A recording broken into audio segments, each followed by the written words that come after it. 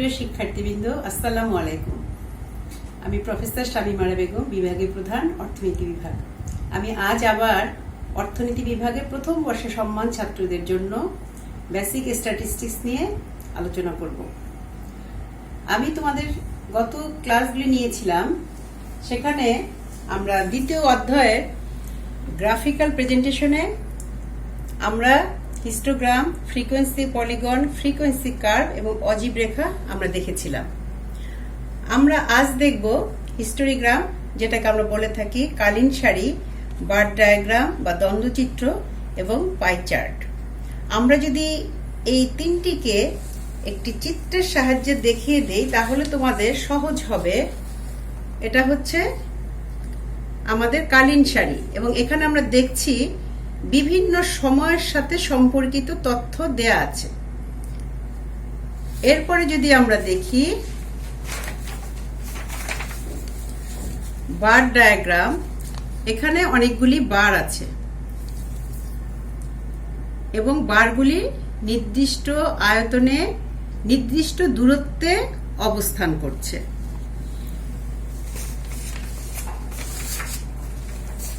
এরপরে হচ্ছে পাই চিত্র। পাই চিত্রটা আমরা খুব সহজেই কয়েকদিন আগেই বাজেট যে অধিবেশন হলো, বাজেটের যে বরাদ্দ হলো, সেখানে আমরা এই ধরনের একটি চিত্র আমরা দেখেছি। তাহলে আজ আমরা শুরু করতে যাচ্ছি কালীন সারি, দ্বন্দ্বচিত্র ও বৃত্তচিত্র।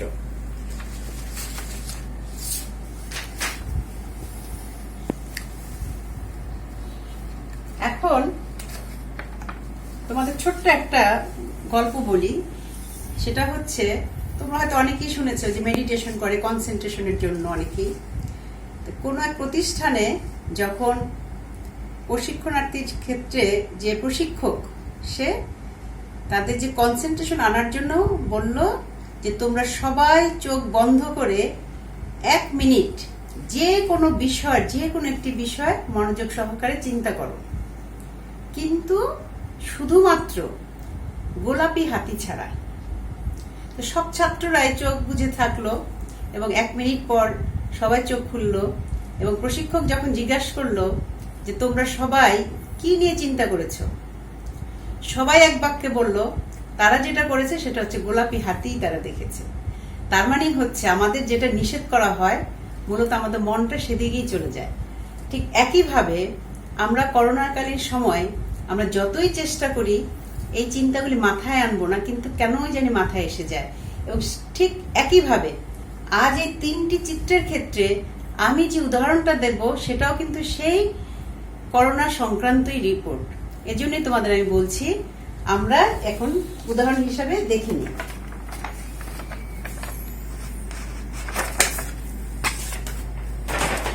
তাহলে এখানে আমরা একটা রিপোর্ট নিলাম, সেটা হলো কোভিড-19।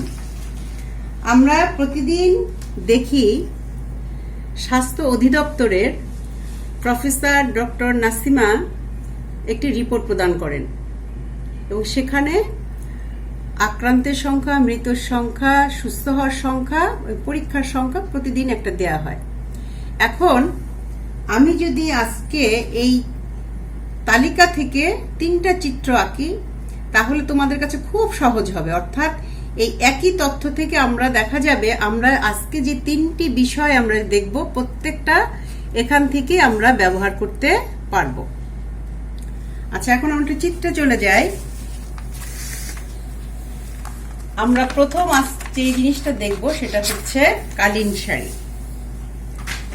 কালীন সারির 2 ধরনের আছে। একটা হচ্ছে, এখানে আমরা যদি তাকাই, কালীন সারি কিন্তু একটা রেখা এবং কিসের সাথে জড়িত, একটি সময়ের সাথে সম্পৃক্ত।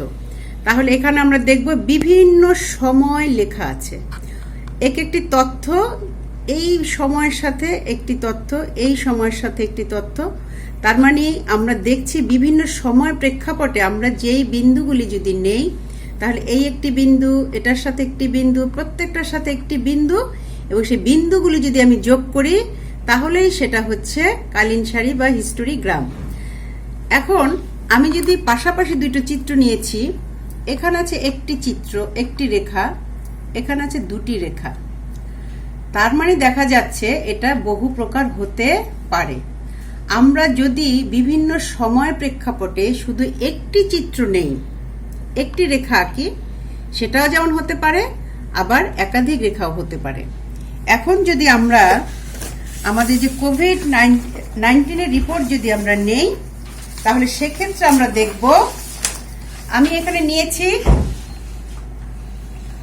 1-4, 1 এপ্রিল, 1 মে, 1 জুন, 1 জুলাইয়ের তথ্য। তার মানে আমরা 4টা সময়ের তথ্য আমরা নিলাম।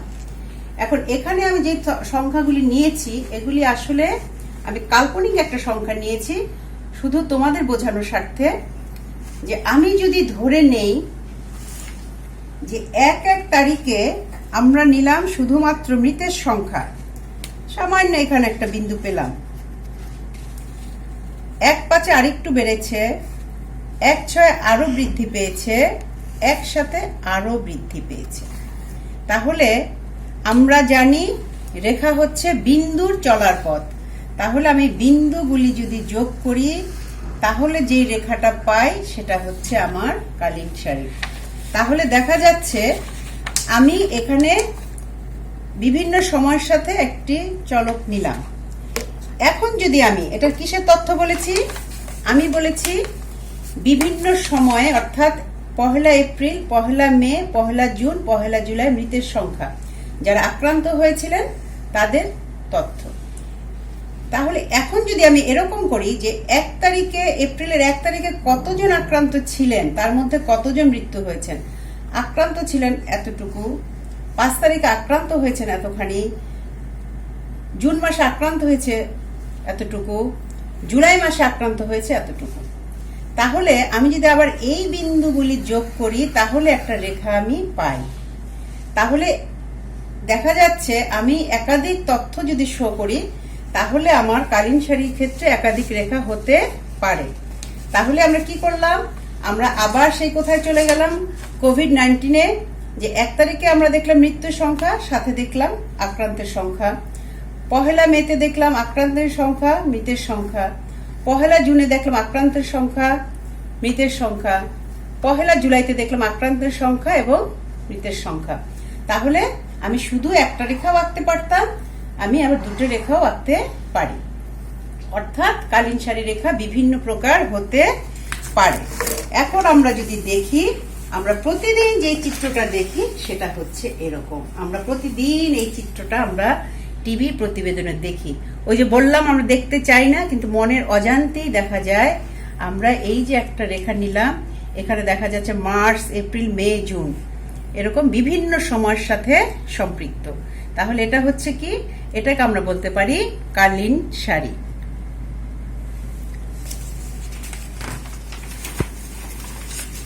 এবং আরেকটা চিত্র যদি আমরা দেখাই, এই চিত্রটাও কিসের চিত্র, এটা হচ্ছে কালীন সারি। কিসের, আক্রান্তের, মৃতের সংখ্যা, সুস্থতার সংখ্যা, আরেকটা হচ্ছে টেস্টের সংখ্যা। তাহলে এইটাও যদি হয়, এটাকে আমরা কি রেখা বলতে পারি, আমরা দেখি প্রত্যেকটাতেই বিভিন্ন সময়ের সাথে জড়িত। এটা হচ্ছে কালীন সারি। তাহলে কালীন সারির মূল বক্তব্য হচ্ছে একদিকে থাকবে সময়, আরেকদিকে থাকবে আমার তথ্য। তাহলে সেটা যখন আমরা এইভাবে প্রকাশ করব, সেটাকে আমরা বলবো হিস্টোরিগ্রাম। এরপরে যদি আমরা আসি আমাদের দ্বন্দ্বচিত্র।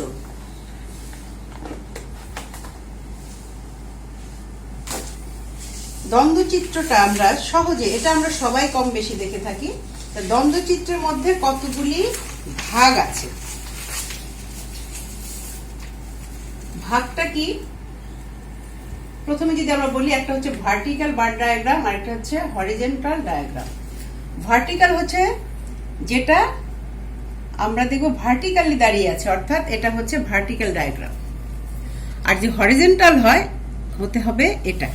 আরো কতগুলি প্রকারভেদ আছে, কি আছে, একটি হচ্ছে সিম্পল বার ডায়াগ্রাম, মাল্টিপল বার ডায়াগ্রাম, সাব ডিভাইডেড বার ডায়াগ্রাম, পার্সেন্টেজ ডায়াগ্রাম, আরেকটা হচ্ছে ডেভিয়েশন। আচ্ছা, এখন যদি আমি বলি সহজার্থে যে সিম্পল বার ডায়াগ্রাম যেটা, সেটা হচ্ছে শুধুই এক একটি বার, এখানে একটি তথ্য। এবং বার ডায়াগ্রামের আর একটা বৈশিষ্ট্য হচ্ছে প্রত্যেকটা দণ্ডের আকার হবে, প্রস্থ হবে সমান এবং নির্দিষ্ট দূরত্বে সে অবস্থান করবে। প্রত্যেকটা হবে সমান, কত প্রস্থে হবে সমান এবং নির্দিষ্ট দূরত্বে সে অবস্থান করবে। এবং আরেকটি বৈশিষ্ট্য হচ্ছে এক একটি বারের মাঝে একটি ফাঁকা থাকবে। আমরা আয়তলেখের ক্ষেত্রে যেটা দেখেছিলাম, প্রত্যেকটা বার পাশাপাশি মিলিয়ে থাকবে, কিন্তু এখানে প্রত্যেকটা নির্দিষ্ট দূরত্ব বজায় রেখে সে থাকবে। তাহলে যখন আমরা সিম্পল বার যাব তখন হবে এটা, অর্থাৎ আমরা একটা তথ্য দেখেছি। এখানে আমরা কি দেখেছি? আমরা দেখলাম এজ গ্রুপ অনুযায়ী কোথায় কত মৃত্যুবরণ করেছে। তাহলে এটা হচ্ছে সিম্পল বার ডায়াগ্রাম। আর যদি আমরা মাল্টিপল বার ডায়াগ্রাম দেখি, তাহলে এখানে তিনটি বিষয়, অর্থাৎ এক একটা সময়ে আমরা তিনটি বিষয় আমরা এখানে দাঁড় করালাম। তাহলে এটা হচ্ছে যে আমরা একই সাথে তিনটি ঘটনাকে যদি দেখাই, সেটা হচ্ছে বার ডায়াগ্রাম। এখন আমরা যদি ঠিক আগের মতোই আসি, যে আমরা এখন আক্রান্তের সংখ্যা আর পরীক্ষিত সংখ্যা প্রতিদিন আমরা দেখছি। এখন আমি যদি নেই, আমরা বললাম 1 এপ্রিল, 1 মে, 1 জুন, 1 জুলাই। আমি এটাও কিন্তু একটা কাল্পনিক নিয়ে নিলাম যে 1 এপ্রিলে আমার আক্রান্তের সংখ্যা হচ্ছে এতটুকু, 1 মে আমার আক্রান্তের সংখ্যা আরেকটু বৃদ্ধি পেয়েছে, 1 জুন আমার আক্রান্তের সংখ্যা আরো বৃদ্ধি পেয়েছে, 1 জুলাই আক্রান্তের সংখ্যা আরো বেড়ে গিয়েছে। তাহলে এই যে আমি শুধু একটা বিষয় দেখালাম, এটা হচ্ছে আমার সিম্পল বার ডায়াগ্রাম। আমি যেহেতু নিজে হাতে আঁকলাম, এই জন্য দূরত্বগুলি হয়তো সমান হয়নি, কিন্তু পরীক্ষার্থীর ক্ষেত্রে অবশ্যই এই প্রত্যেকটা দূরত্ব সমান হতে হবে। আচ্ছা, তাহলে আমি লিখলাম কি, এখানে একটা চিহ্ন দিলাম যে আক্রান্ত সংখ্যা আমি কি রং দিয়ে দেখিয়েছি? লাল রং দিয়ে দেখিয়েছি। এটা হলো আমার কি? সিম্পল বার ডায়াগ্রাম। এখন এখানেই হতে পারে যে আক্রান্তের সাথে আমি যদি সাথে সাথে পরীক্ষিত কত, অর্থাৎ আমি কতটা নমুনা পরীক্ষা করেছিলাম সেটা যদি আবার শো করি, তাহলে আমি দেখে নিলাম যে এখানে আমার আরেকটা বার আসলো, এখানে আমার আরেকটা বার আসলো, এখানে আরেকটা বার আসলো, এখানে আমার আরেকটা বার আসলো। তাহলে এই একই তারিখে আমি তথ্য কয়টি দেখালাম? দুটি, অর্থাৎ একটা দেখালাম আক্রান্ত আর একটা দেখালাম কতটুকু আমি পরীক্ষা করেছিলাম। তাহলে আমরা এখানে কি দেখালাম? দুটি ঘটনা দেখালাম কিন্তু। তাহলে এটা হলো আমার কি? মাল্টিপল বার। এটা আমার 2 কেন 3ও হতে পারে। এটার সাথেই যদি আমি আরো অ্যাড করি যে 1 তারিখে মৃতের সংখ্যা কত, মের মাসে মৃতের সংখ্যা কত, এখানে যদি আমি আবার 3টা 4টাও দেই তাহলেও এটা হতে পারে। কিন্তু আমি এখানে আঁকলাম মাত্র 2টি ঘটনা, একটা হচ্ছে আক্রান্তের সংখ্যা আর একটা হচ্ছে পরীক্ষিত সংখ্যা, অর্থাৎ আমি কতটা নমুনা পরীক্ষা করেছিলাম, সেই পরীক্ষিত নমুনার ভিতরে কতটা আমি আক্রান্ত ব্যক্তি পেয়েছি। তাহলে এটা গেল আমার কি বিষয়? এটা হলো বার ডায়াগ্রাম, যেটাকে আমরা বলছি দ্বন্দ্ব চিত্র। তোমাদের অনার্স প্রথম বর্ষে সিম্পল বার ডায়াগ্রাম এবং মাল্টিপল বার ডায়াগ্রাম আছে, ব্যবহার হয়, কিন্তু নর্মালি সাব ডিভাইডেড বার ডায়াগ্রাম বা পার্সেন্টেজ এবং ডেভিয়েশন বার ডায়াগ্রামের ব্যবহার আমরা নর্মালি করি না। তাহলে আমরা প্রথমে কি দেখলাম? আমরা প্রথমে দেখলাম হিস্টোরিগ্রাম, দ্বিতীয় দেখলাম বার ডায়াগ্রাম, আর লাস্ট আমরা দেখব সেটা হচ্ছে পাই চার্ট। যে পাই চার্টটা কি? আবার বললাম কোভিড-19 আমরা এই ধরনের চিত্র প্রতিদিন দেখছি জেন্ডার অনুযায়ী কতটা আক্রান্ত হয়েছে, কতটা মৃত্যুবরণ করেছে। এই অংশটা হচ্ছে পুরুষ, এই অংশটা হচ্ছে মহিলা। আমরা একবারই চিত্রটা বুঝতে পারছি যে পুরুষ আক্রান্তের সংখ্যা বেশি, আবার মৃতের ক্ষেত্রে এটা হচ্ছে পুরুষ, এটা হচ্ছে মহিলা, এবং যতজন পুরুষ আক্রান্ত হচ্ছে এবং যতজন মৃত হচ্ছে সেটা আমরা খুব সহজেই এই চিত্রটা দেখে বুঝতে পারি। তাহলে এই চিত্রটা হচ্ছে কি? Pie chart. এখন পাই চার্টটা হচ্ছে মূলত একটা বৃত্ত। আমরা এই যে একটা বৃত্ত, এই বৃত্তটার কেন্দ্রবিন্দু হচ্ছে 360 ডিগ্রি, অর্থাৎ যে কোনো বৃত্তের কেন্দ্রস্থ কোণের পরিমাণ 360 ডিগ্রি হয়ে থাকে। এখন আমি মনে করলাম যে একটি তথ্য হচ্ছে x1, x2, x3, এভাবে যদি xn পর্যন্ত যায়, তাহলে আমরা এই সূত্রটা যদি ব্যবহার করি, তাহলে তথ্য সমগ্রের সমানুপাত কেন্দ্রস্থ কোণের পরিমাণ 360 ডিগ্রি। এমত অবস্থায় x1, x2 ইত্যাদি প্রতিটি তথ্যাংশের জন্য সমানুপাতিক কোণের পরিমাণ হবে এই সূত্র। আসলে এত কথা না বলে আমি যদি সহজভাবে বলি যে আমি একটা বৃত্ত আঁকবো, এবং আমরা সবাই জানি যে বৃত্তের কেন্দ্রের কত ডিগ্রি, 360 ডিগ্রি। এখন 360 ডিগ্রিটাকে আমরা বিভিন্ন তথ্যের মধ্যে ভাগ করে নেব। আমি এখানে একটি তথ্য নিয়েছি, এটা হচ্ছে আজকের তথ্য। আজকে হচ্ছে 3 তারিখ। 3 তারিখের যে তথ্য, সেখানে আমরা আজ দেখলাম যে টোটাল আজ আর কি 24 ঘন্টায় মৃত্যুবরণ করেছে 42 জন। এখন এটা যদি বিভাগওয়ারি আমরা ভাগ করি, ঢাকায় 18 জন, চট্টগ্রাম 10 জন, রাজশাহী 3 জন, বরিশাল 1 জন, খুলনা 3 জন, রংপুর 4 জন, সিলেট বিভাগে 3 জন, তাহলে মোট হচ্ছে 42। এখন খুব সহজ যে 42 জনে যদি হয় 18 জন, তাহলে 360 ডিগ্রির মধ্যে কত? তাহলে এখানে আমরা লিখলাম পাই ইজ ইকুয়াল টু হচ্ছে, আমি যদি x1 বলি ঢাকাকে, তাহলে ঢাকার কি হবে, নিচে হবে 42, উপরে হবে 18, ইন্টু হবে 360 ডিগ্রি। আবারও বলছি, আমি যদি ঢাকা কতটুকু আছেন, অবস্থান করছেন, সেটা যদি বের করতে চাই, তাহলে আমি কি করব, 42 জনের মধ্যে 18 সেটা যদি হয়, তাহলে আমি বের করব যে ফর্মুলায়, সেটা হচ্ছে কি, সেটা যদি আমি খুব সহজে এখানে লিখি যে 42 জনের মধ্যে 18, তাহলে 360 ডিগ্রিতে কত? এটা আমরা সোজা এইভাবে যদি করি, আমার যে রেজাল্টটা আসে সেটা হচ্ছে 154.28। ঠিক একইভাবে আমি যে চট্টগ্রামটা দেখি, 42-এর মধ্যে হচ্ছে 10, তাহলে 360 ডিগ্রির মধ্যে কত? আমি ইজিলি এটা বের করব, মান বের হবে এটা। ঠিক একইভাবে আবার যদি হয় রাজশাহীতে 3, তাহলে কত হবে, 42-এর মধ্যে 3, তাহলে 360 ডিগ্রির মধ্যে কতটুকু সে পাবে, সেটা হচ্ছে এত ডিগ্রি। তাহলে এভাবে আমরা যদি প্রত্যেকটা ডিগ্রি পরিমাপ করি, তাহলে আমার মোট হবে 360 ডিগ্রি। তাহলে আমি কি করব, আমার এখানে পারফেক্ট হয়নি, কারণ এত বড় আমার চাঁদা নেই। আমরা জানি এটা হচ্ছে 360 ডিগ্রি। তাহলে আমি প্রথমে কি করব, 154.28। তাহলে আমি এখান থেকে মেপে মেপে মেপে মেপে আমি আসলাম, এখানে হচ্ছে 154.28। আমার হয়তো 100% পারফেক্ট হয়নি। তাহলে এই অংশটা কি শো করছে, ঢাকায় মৃতের সংখ্যা কত পার্সেন্ট। আবার যদি চট্টগ্রামকে আমি বের করেছি 85.71, তাহলে এরপরে আমার 85 হচ্ছে এই অংশটা। এরপরে হচ্ছে রাজশাহীতে 3 জন মারা গিয়েছেন, কিন্তু কতর মধ্যে 3 জন, 42-এর মধ্যে 3 জন, তাহলে তার ডিগ্রি হচ্ছে কত, 25.71। তাহলে রাজশাহীর জন্য আমি এতটুকু পেলাম। ঠিক একইভাবে বরিশাল 1 জন মৃত্যুবরণ করেছেন, বরিশালের জন্য এই অংশ। আবার খুলনা করেছেন 3 জন, তার জন্য এই অংশ। রংপুর করেছেন 4 জন।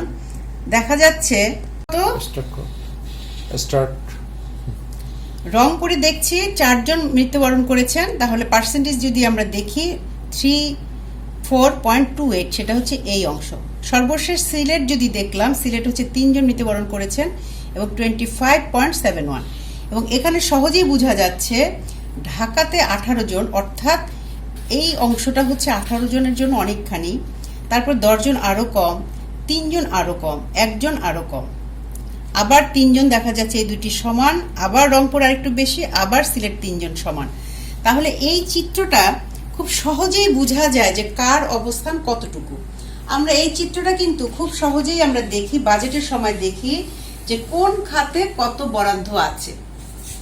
আবার আমরা এটা দেখতে পারি, আমি যদি উদাহরণ হিসাবে দেই যে তোমরা ক্লাসে 100 জন ছাত্র হাজির হয়েছো, আমি তোমাদের জিজ্ঞাসা করলাম যে তোমরা কি পরিবহনে ঢাকা কলেজে আসো, অর্থাৎ কেউ হোস্টেলে থাকো, কেউ বাসায় থাকো, কেউ মেসে থাকো। এখন এই 100 জনের মধ্যে আমি দেখলাম যে 70 জন আসে বাসে, আবার 20 জন আসে রিক্সায়, 2 জন আসে হেঁটে। এরকম আমরা বিভিন্ন অংশ যদি দেখি, এই ধরনের চিত্র কিন্তু আমি এখানে ব্যবহার করতে পারি। আবার হতে পারে পেশা, বাংলাদেশে কোন পেশায় কত লোক আছে সেটা আমরা এখানে দেখতে পারি। আবার যেটা আমরা বললাম, আমাদের ইদানিং যে চিত্রটা খুব বেশি ব্যবহার হচ্ছে সেটা কোনটি, যে যতজন মৃত্যুবরণ করেছে তার ভিতরে পুরুষ কতজন, মহিলা কতজন। আবার বিভিন্ন বয়সের, যে 0 থেকে 10, 10 থেকে 20, 20 থেকে 30, 30 থেকে 40, 40 থেকে 50, 50 থেকে 60, 60 থেকে 70, কোন বয়সের কত পার্সেন্ট লোক মৃত্যুবরণ করেছে। তাহলে এখান থেকে দেখা যাচ্ছে এই চিত্রটা খুব সহজেই বোঝা যায় কার অবস্থান কতটুকু। এইটা এই জন্যই খুব খুব জনপ্রিয় একটি পদ্ধতি হচ্ছে পাই চার্ট, যেটাকে আমরা বলি, সবাই আমরা প্রত্যেকবার যে কথাটা বলে থাকি, প্রত্যেকবার বাজেটে এই চিত্রটা ব্যবহার হয়। আর এখন কোভিড-19 ক্ষেত্রে প্রতিদিন এই চিত্রটার সাথে আমরা পরিচিত হই। এবং আমি আজ পড়ানোর পরে তোমরা কালই খেয়াল করবে যে পাই চিত্র, বার ডায়াগ্রাম এবং আরেকটা হচ্ছে কালীন শাড়ি, 3টা চিত্রই প্রতিদিন দেখানো হয়। অর্থাৎ আমাদের প্রতিদিন স্বাস্থ্য অধিদপ্তরের যে রিপোর্টটা প্রদান করা হয়, প্রতিদিন বলার পরে এই রিপোর্টটা দেখানো হয়। এখন আমি আবার ফিরে আসছি আমাদের এই ক্লাসে প্রথম যেদিন আমি বলেছিলাম, অর্থাৎ অধ্যায় 2। আমরা অধ্যায় 2-এ কি পড়েছিলাম, যে প্রথম হচ্ছে কি, তথ্য কাকে বলে, উপাত্ত কোথা থেকে পাই, অর্থাৎ উপাত্তের উৎস কি। আমরা বলেছিলাম একটি হচ্ছে প্রাথমিক উৎস আর একটি হচ্ছে মাধ্যমিক উৎস। তাহলে এই যে প্রফেসর ডক্টর নাসিমা প্রতিদিন আমাদের যে তথ্যটা দিচ্ছেন, আমি তোমাদের উদাহরণটা আবার দিচ্ছি, প্রতিদিন আমাদের যে তথ্যটা দিচ্ছেন সেটা তারা মাঠ পর্যায় থেকে তথ্য সংগ্রহ করেছেন। তাহলে সেটা হচ্ছে প্রাথমিক উপাত্ত। আর আজ আমি তোমাদের ক্লাসের জন্য যেটা ব্যবহার করলাম, তার মানে স্বাস্থ্য অধিদপ্তরের তথ্যটাকে আমি ব্যবহার করলাম, সেটা হচ্ছে মাধ্যমিক উপাত্ত। কারণ আমি এই তথ্যটি সরাসরি অনুসন্ধান ক্ষেত্র থেকে সংগ্রহ করিনি। আর এখানে আরেকটা বিষয় হচ্ছে, আমি কিন্তু উৎসের কথা বলেছি আমরা কোথায় পেয়েছি। তাহলে যখনই আমি মাধ্যমিক উপাত্ত ব্যবহার করব তখন অবশ্যই উৎসের কথা আমার বলতে হবে। এটা গেল এক। আর দ্বিতীয় হচ্ছে, আমাদের স্বাস্থ্য অধিদপ্তর প্রতিদিন যে বক্তব্যটা রাখেন সেটা হচ্ছে, আমরা আবার কি বলেছিলাম, একটা হতে পারে বর্ণনা ভিত্তিক, একটা হতে পারে তালিকা ভিত্তিক, আর একটা হতে পারে চিত্র ভিত্তিক। তাহলে প্রফেসর ডক্টর নাসিমা প্রতিদিন যে বক্তব্যগুলি রাখেন সেটা হচ্ছে বিবরণ ভিত্তিক, তিনি বলতে থাকেন।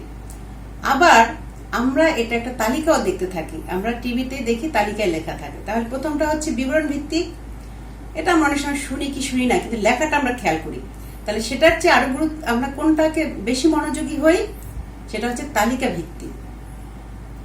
তালিকা যাওয়ার পরে যখন চিত্রে দেখায়, আমরা কিন্তু সহজেই বুঝি যে গতকালের চেয়ে আজকে কি আক্রান্তের হার বেশি না কম, অথবা গতকালের চেয়ে আজকে কি টেস্টের সংখ্যা বেশি নাকি কম। তাহলে চিত্র ভিত্তিকটাও কিন্তু আমরা খেয়াল করি। তাহলে আমি আবার ফিরে আসছি, আমাদের দ্বিতীয় অধ্যায় মূল কি ছিল, যে উপাত্তর উৎস কি। তাহলে আমরা উপাত্ত উৎস বলেছিলাম, একটা হচ্ছে প্রাথমিক উৎস আর একটা হচ্ছে মাধ্যমিক উৎস। তাহলে স্বাস্থ্য অধিদপ্তর প্রতিদিন যে তথ্য সংগ্রহ করে সেটা হচ্ছে প্রাথমিক উৎস। আর সেখান থেকে আমি আজকে যেটা নিলাম সেটা হচ্ছে মাধ্যমিক উৎস, কারণ আমি সরাসরি সংগ্রহ করিনি।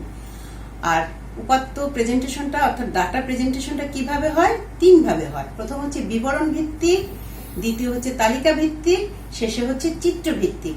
তাহলে আমাদের ডক্টর নাসিমা বেগম যেটা বলেন সেটা হচ্ছে বিবরণ ভিত্তিক, পরেরটা হচ্ছে তালিকা ভিত্তিক, শেষে হচ্ছে চিত্র ভিত্তিক। তাহলে আমরা দেখলাম যে কিভাবে আমরা প্রতিদিন এই 3টা চিত্রের সাথে পরিচিত হই। আমি আশা করব তোমরা আগামী কাল থেকে 3টা খুব সহজভাবে বুঝতে পারবে। এবং আমাদের আজকের মতো আমার দ্বিতীয় অধ্যায় শেষ হয়ে গেল। তার প্রথম এবং দ্বিতীয় অধ্যায় শেষ। তোমাদের মাহমুদুল হাসান স্যার অন্য অধ্যায়গুলি পড়াবেন এবং শেষে হয়তোবা আমি তোমাদের আরেকটি অধ্যায় তোমাদের আমি দেখাবো। তোমরা সবাই নিশ্চয়ই ভালো আছো, সুন্দর আছো, সুস্থ থাকবে এই প্রত্যাশায় আজকে শেষ করছি। ধন্যবাদ সবাইকে।